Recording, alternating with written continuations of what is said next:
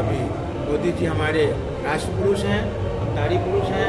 भगवान ने उनको भेजा है, प्रभु राम के प्रतिनिधि हैं, हनुमान के अंश अवतार हैं और इस तरह हिंदुत्व के रक्षण के लिए पूरे विश्व में हिंदुत्व का प्रचार। तो आज मोदी जी ने संपूर्ण हिंदुत्व की स्थापना की।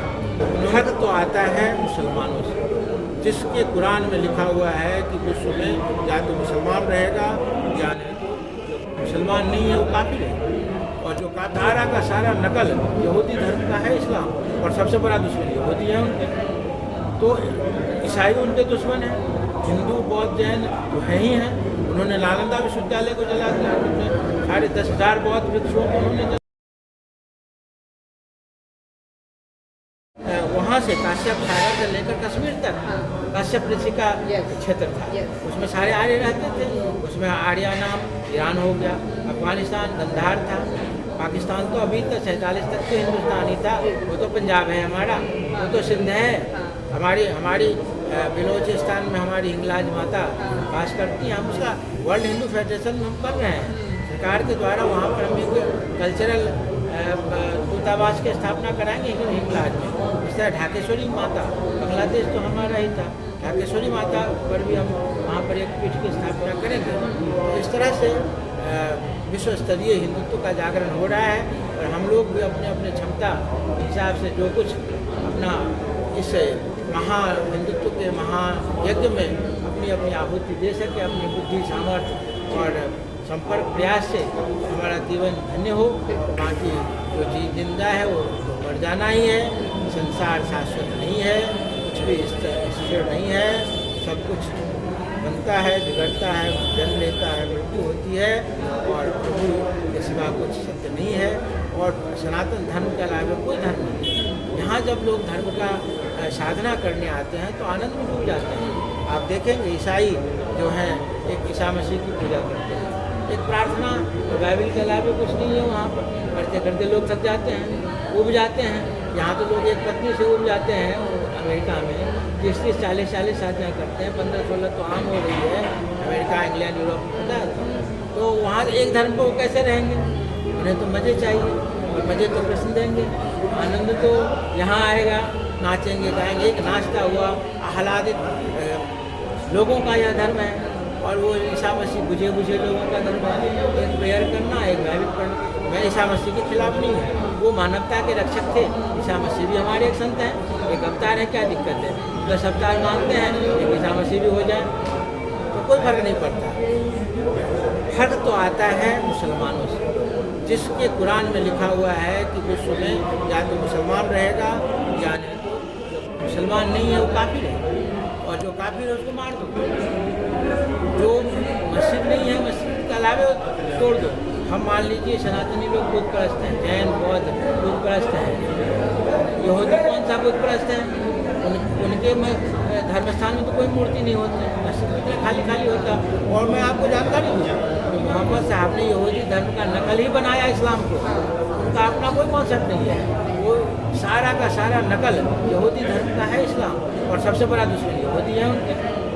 तो ईसाई उनके दुश्मन हैं, हिंदू बौद्ध जैन तो है ही हैं। उन्होंने नालंदा विश्वविद्यालय को जला दिया, उन्होंने साढ़े 10,000 बौद्ध भिक्षुओं को उन्होंने जला दिया। बौद्ध उनके खिलाफ, जैन मंदिर को उन्होंने तोड़ दिया। हिंदू तो उनके खिलाफ है ही है। हिंदू के खिलाफ नहीं है, क्योंकि वो हिंदू के खिलाफ है, हिंदू के खिलाफ नहीं है। हिंदू तो इतने मूर्ख हैं, वो तो मज़ारों पर चादरें चढ़ाते हैं, मरे हुए मुर्दों को चादर चढ़ा रहे हैं। अरे जो हनुमान जी जो मनोकामना नहीं पूर्ण करेंगे, माँ काली हमारी जो मनोकामना नहीं पूर्ण करेंगे, वो मरा हुआ मुर्दा मर जाएगा क्या? और वो मज़ार जो इस्लाम में भी हराम है। बताओ पूरे अरब देश में कहीं मज़ार हो, वहाँ मज़ार नहीं बनती। और तो और इस्लाम में पक्के एक कब्र बनाने की मनाही है, और इन्होंने मज़ार बनाया। मज़ार बनाने का वक्फ बोर्ड जो संस्था है, उसके पास भारत में आर्मी और रेलवे के बाद तीसरे नंबर पर ज़्यादा ज़मीन उन्हीं के पास है। चौथे नंबर पर ईसाई मिशनरी। आर्मी और रेलवे के बाद इन्हीं वक्फ बोर्ड और ईसाइयों के पास ज़मीनें हैं। अब इसकी संपत्ति का मुकाबला करिए।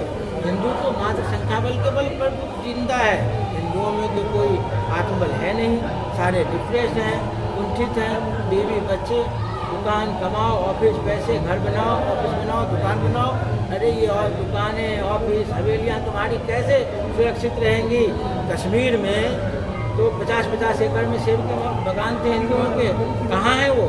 कहाँ है वो? केरल में कोठियाँ कहाँ हैं?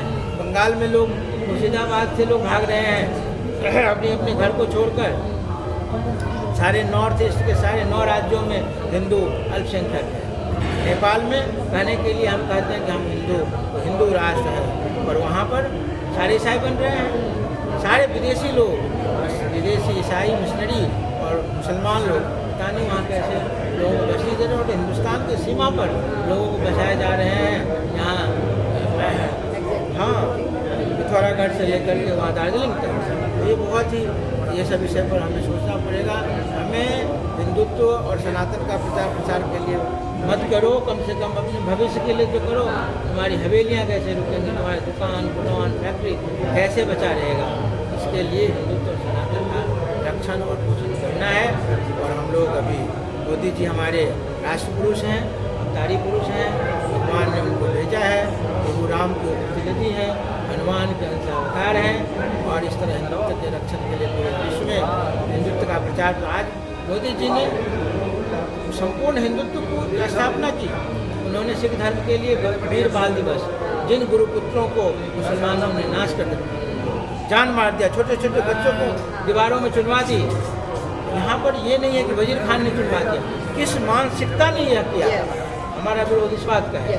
वजीर खान का उन्होंने क्या, उनके बगान से उन्होंने अमरूद चुराए थे बच्चे क्या? और जो उन्होंने दीवार में चिनवा दिया। अगर गुरु गोविंद सिंह से उन्हें लड़ाई था तो लड़ते, बहादुरी से लड़ते, बच्चों का क्या दोष? तो लेकिन वो तो नहीं समझेंगे, वो दूसरे को काफिर कहते हैं। लेकिन दुनिया के सबसे बड़े काफिर, राक्षस, असुर, म्लेच्छ वो हैं जो पूरी दुनिया में शांति फैलाएंगे। और मेरा संपूर्ण दुनिया के लोगों से यह संदेश है कि विश्व में जब तक इस्लाम, कुरान और मस्जिद रहेगा, तब तक विश्व में शांति नहीं हो सकती। आप फ्रांस में देख लें, फ्रांस के लोगों ने मुसलमानों को शरणार्थी बनाया, आज कत्लेआम हुए।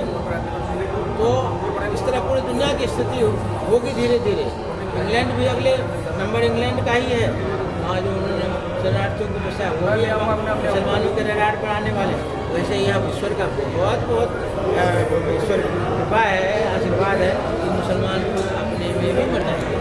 आज सीरिया में देखिए, वो खुद अपनी करनी से, अपने करतूत से, इराक में तो मारा गया सद्दाम हुसैन, वो सब मर जाएंगे खुद ब खुद। और जो रहता बसा तो कुछ बचेगा, वो अमेरिका और इजराइल और बाकी लोगों के पीछे वो मिर्ची लगाते हैं, और उसका परिणाम आएगा कि वो नष्ट कर देंगे। और अरब देशों में तो तेल खत्म होने वाला है, और अरब देश के लोग तो अपना भविष्य भारत में देख रहे हैं, मोदी जी से दोस्ती कर रहे हैं, और यूएई में मंदिर बनवा रहे हैं, और अपने सारे पैसे यहाँ हिंदुस्तान में इन्वेस्ट कर रहे हैं। क्यों? जब वहाँ तेल खत्म होगा तो रोजी रोटी उनकी यहीं से चलेगी। ये मुसलमानों को पता नहीं है। और अफगानिस्तान के और पाकिस्तान के सारे जो कट्टर मौलवी मुल्ले मुसलमान हैं, ऐसे भूखे तरफ से रह जाएंगे, और अरब के सारे मुसलमान भारत में इन्वेस्ट करेंगे, यहाँ हरे कृष्ण करके सारे हिंदू हो जाएंगे। जय श्री राम, जय श्री आनंद आया ना। मैं तो ऐसी भाव विभोर हो गई थी, मुझे पता ही नहीं चला कि मैं इंटरव्यू ले रही हूँ।